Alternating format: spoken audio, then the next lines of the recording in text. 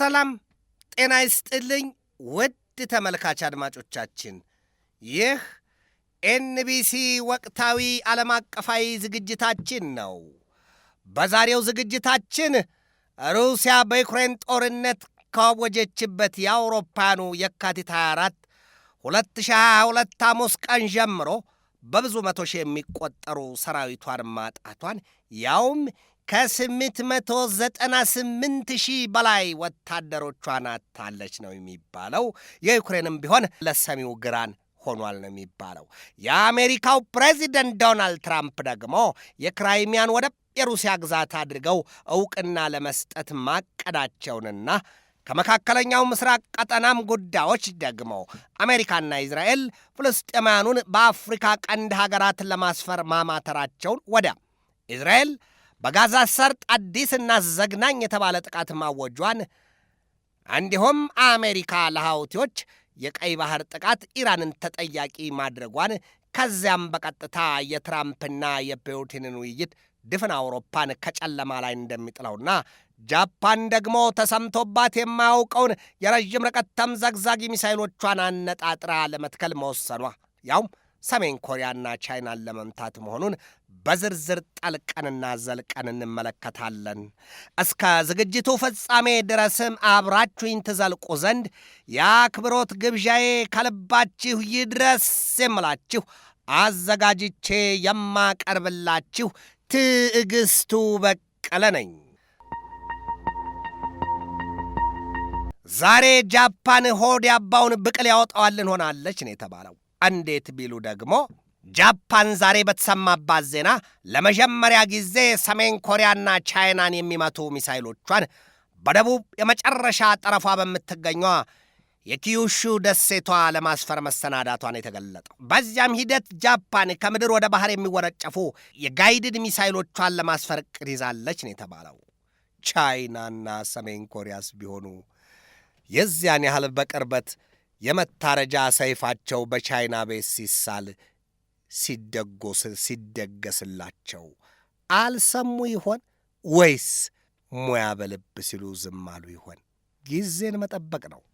በዚያም ሂደት ቻይና እነዚያ ጃፓን፣ ሰሜን ኮሪያና ቻይናን ለመምታት ያዘጋጀቻቸው ሚሳይሎች ከ1000 ኪሎ ሜትር በላይ ርቀትን የሚያሳብሩ ናቸው ነው የተባለው። ጃፓን ያዘጋጀቻቸው ሚሳይሎቿ የታይፕ 12 ሚሳይሎች ሲሆኑ በዚያች የኪዩሹ ደሴት 2 ማዘዣዎቿም ታጠምዳቸዋለች ነው የተባለው። ጃፓን ያንን እርምጃ የምትወስደው ከቀጣዩ አውሮፓውያኑ 2026 መጋቢት መጨረሻ ላይ መሆኑም ነው የተሰማው። በአሜሪካና በጃፓን መካከል ከተደረሰው የወታደራዊ ኪዳን ውል አንጻር አሜሪካ ጃፓንን መከለልና መከላከል አለባት ሲል ያስገድዳል። ትራምፕም ቢሆኑ በሰጡት መግለጫ አሜሪካ ከጃፓን ጋር የጠበቀ ግንኙነት እንዳላት ነው የገለጡት። አሜሪካና ጃፓን የጋራ የጸጥታ ስምምነት የተፈራረሙት ደግሞ እንደ አውሮፓውያኑ አቆጣጠር በ1951 ለመጀመሪያ ጊዜ ሲሆን በኋላ ላይ ደግሞ ከልሰው በ1960 የአውሮፓውያኑ መፈራረማቸው ይታወቃል። በዚያ ስምምነት መሠረትም ታዲያ አሜሪካ ጃፓንን የመከላከል ግዴታ አለባት ነው የሚለው። አሁን አሜሪካ በጃፓን ምድር ከ60 ሺህ በላይ ወታደሮች እንዳሏት ይነገራል። ለነገሩማ እኮ አሜሪካ በመላው ዓለም በ86 አገራት ከ850 በላይ የጦር ማዘዣዎች እንዳሏት ይነገራል።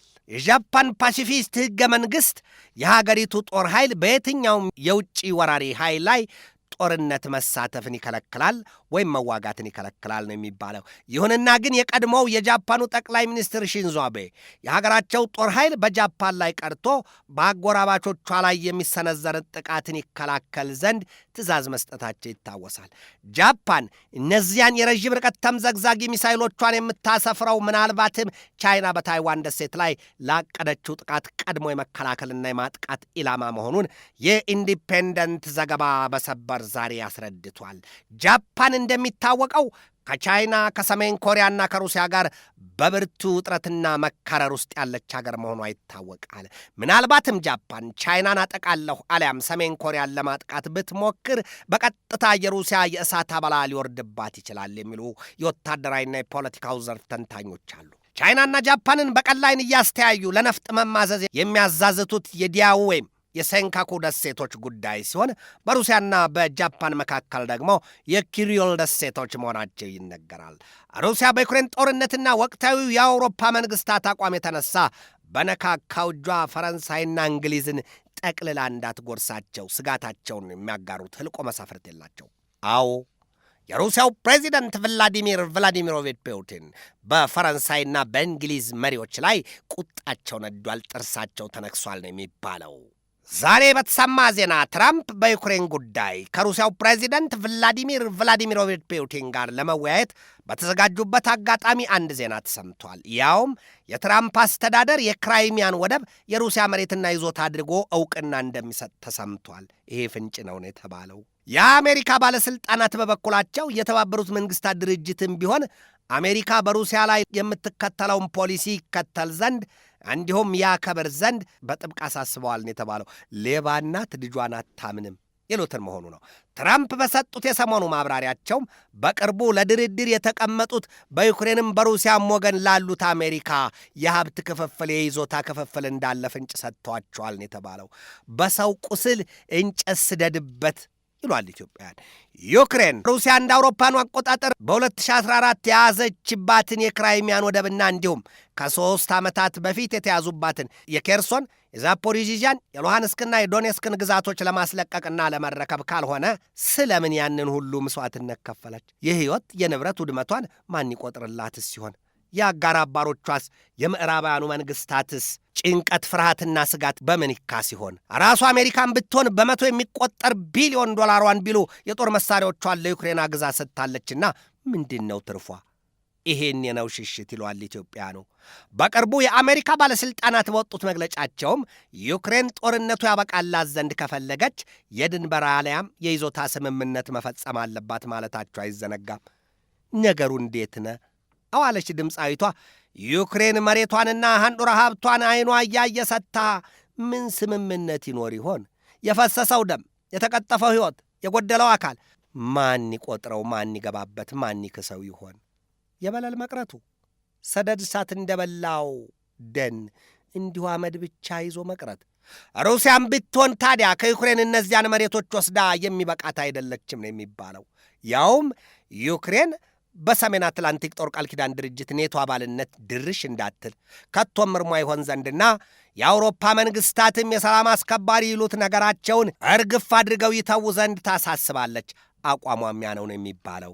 ሩሲያ በዚያም ብቻ አታበቃም ይሏታል። ዩክሬን በኔቶ አባልነት እንዳትመዘገብ፣ የአውሮፓ ህብረት አባልም እንዳትሆን፣ ከዚያም ውጪ ሩሲያ የያዘችባትን የኬርሶን፣ የሉሃንስክ፣ የዶኔስክና የዛፖሪዥያን ግዛቶች እንዲሁም የክራይሚያን ወደብ ይዛ መቅረት ብቻ አትፈልግም። ከዩክሬን አልፋ ፖላንድን፣ ሊቱዋንያን፣ ላቲቪያን፣ ሌሎች የሶቪየት ህብረት ዘመን ግዛቶች የነበሩትን በሙሉ መጠቅለል ትፈልጋለች ይሏታል።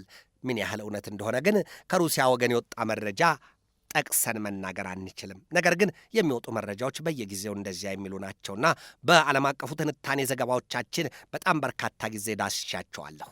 ሩሲያ አሁን የያዘቻቸውን የዩክሬንን መሬቶች ይዛ የምትቀር ከሆነ ደግሞ የምዕራባውያኑ መንግሥታት እየመዠረጡ የሰጡት የጦር መሳሪያ ቢሉ ጥሬ ከብስል ሀብት በቀጥታ በሩሲያ እጅ መግባቱ ነው። ያ የሚሆን ከሆነ ደግሞ እነዚህ የአውሮፓ መንግሥታት በገዛ እጃቸው ታስረው ሲገረፉ እየታያቸው ቀድሞ ወዳጅ አጋራቸው የነበረችው አሜሪካ በትራምፕ አስተዳደር ዘመን ከሰማይ ከዋክብትና ጨረቃም ፀሐይም በላይ ርቃቸዋለች።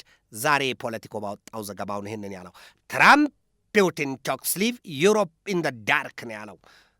የትራምፕና የፑቲን ውይይት አውሮፓኑን ጨለማ ላይ ጥሏቸዋል ወይም ይጥላቸዋል ነው ያለው።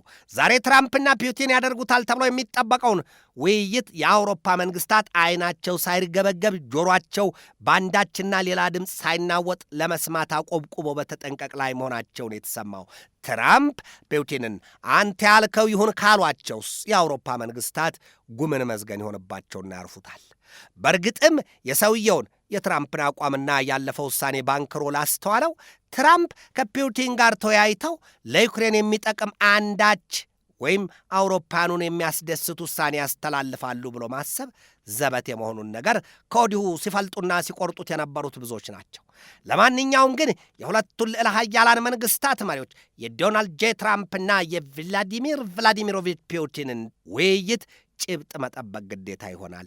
የፑቲንና የትራምፕን ውይይት ጉዳይ ነገራችን ካሉት መካከል የአውሮፓ ህብረትና የሰሜን አትላንቲክ ጦር ቃል ኪዳን ድርጅት የኔቶን ያህል አይኑ እስኪዝል ጆሮው እስከሚረግፍ ድረስ ወሬ ተጠምቶ የሚጠብቅ የለም ነው የሚባለው።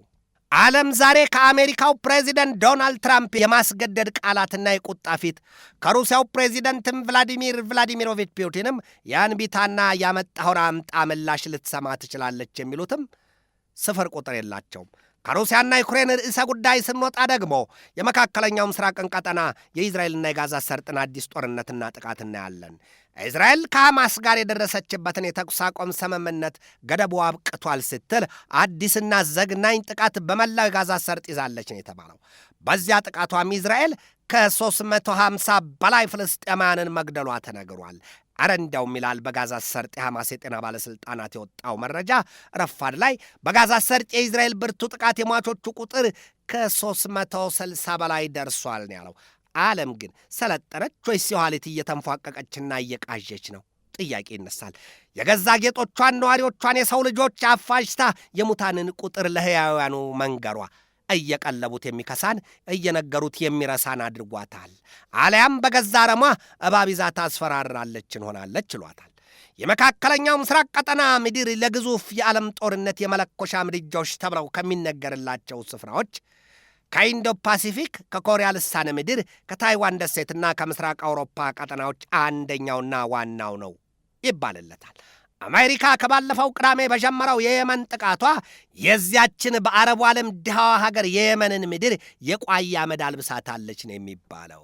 የአሜሪካው ፕሬዚደንት ዶናልድ ትራምፕ ትናንት አመሻሹን ባስነገሩት ዜና የየመን ሐውቲዎች በቀይ ባህርም ይሆን በየትኛውም የውሃ ክፍል ለሚፈጽሙት ጥቃት በቀጥታ ተጠያቂዋ ኢራን ናት ብለዋል። አመካኝተው በሏት ይላሉ ኢትዮጵያውያኑ። ያቺ አህያዋና ጅቡ በወንዝ ውሃ የተነጋገሩት ጉዳይ ነው። አህያ ከታች ስትጠጣ ጅብ ከላይ።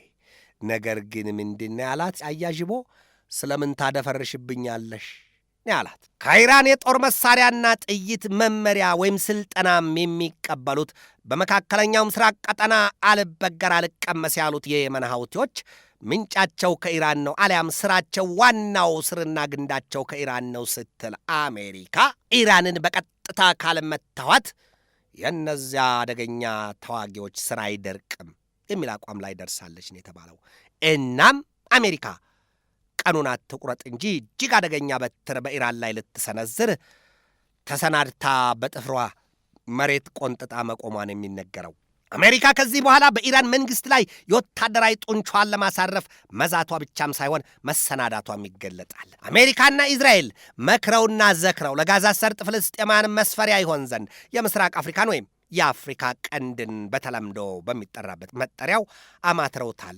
ሁለቱ ሀገራት ከሦስት የምስራቅ አፍሪካ መንግሥታት ጋርም መምከራቸው ተገልጧል። ሀገራቱ ደግሞ እነማን ናቸው አው ሲባል ሱዳን፣ ሶማሊያና ገና ነጻ ሀገር መሆኗ ያልተረጋገጠው የሶማሊላንድ ተጠቃሾች ሆነዋል። ትራምፕ ግን መቼም ጊዜ የሰጠው ቅል ድንጋይ ይሰብራለሁ ካልሆነ በስተቀር ለፍልስጤማውያኑ ምቹና ምርጥ ውብ ስፍራ ተዘጋጅቷል ሲሉ በጣም ብዙ ጊዜ ደጋግመው ተናግረው እኮ ነበር። መጀመሪያ ላይ ግብፅና ዮርዳኖስን ለፍልስጤማውያኑ መስፈሪያ አልመዋቸው ግብፅና ዮርዳኖስም ከራሳችን ይውረዱ አናደርገውም ብለው ማፈንገጣቸውን ሲገልጡ ግድ የላችሁም መንግሥታችሁ ይናጋል፣ የምንሰጣችሁን የወታደራዊ ድጋፍም ቢሆን እናቋርጠዋለን ሲሉ ዝተዋል። ያድርጉት አያድርጉት ገና የተገለጠ ነገር የሰማነው ዜና የለም። ነገር ግን ፍልስጤማውያኑን አሁን በምስራቅ አፍሪካ በእነዚህ ድሃና ኢልም ያለ የአየር ንብረታቸው ራሱ ለሕይወት አስተማማኝ ባልሆኑ ሀገራት ለማስፈር የማቀዳቸው ነገር የምንዬ ይሉት ይሆን? ወዲህ ደግሞ ሦስቱም ቢሆኑ ከግጭትና ጦርነት ወይም ከአሸባሪዎች ጥቃት ያልጸዱ ሀገራት መሆናቸውንስ አያውቁት ይሆን? አልሰሜን ግባ በለው። ፍልስጤማውያኑ በምንዳቸው ነው ተወልደው ካደጉበት ተጋብተው ከኖሩበት የጋዛ ሰርጥና የዌስት ባንክ ምድራቸው በምንዳቸው ነው ተፈናቅለው ወደ ከፋ የመከራና አበሳ ዘቅት የሚወርዱት። ጥያቄ ብቻ ነው። ዓለም አንቺ ለምታነሽው ጥያቄ መልስ የማትሰጪ ለነዋሪዎችሽ ከቶም የማትመች በዚህ ዘመን በተለይም ለጦርነት እንጂ ለሰላም ያልተመቸሽ መጨበጫም መያዣም መፍቻና መቋጠሪያ ውልሽ ጠፋ ሆኗል በሚል ብዙ እንደምትታሚና እንደምትወገዥ እንደምትወቀሺ ሰምተሽ ይሆን? ውድ ኤንቢሲ ተመልካች አድማጮቻችን የዛሬን በዚህ ተሰናበትኳችሁ። ከነገ በስቲያ ሐሙስ በሌላ ርዕሰ ጉዳይ እንገናኛለን። እስከዚያው ግን ከልባችን እስከ ዓለማችን ሰላም ተመኘሁ። በድጋሜ ሰላም።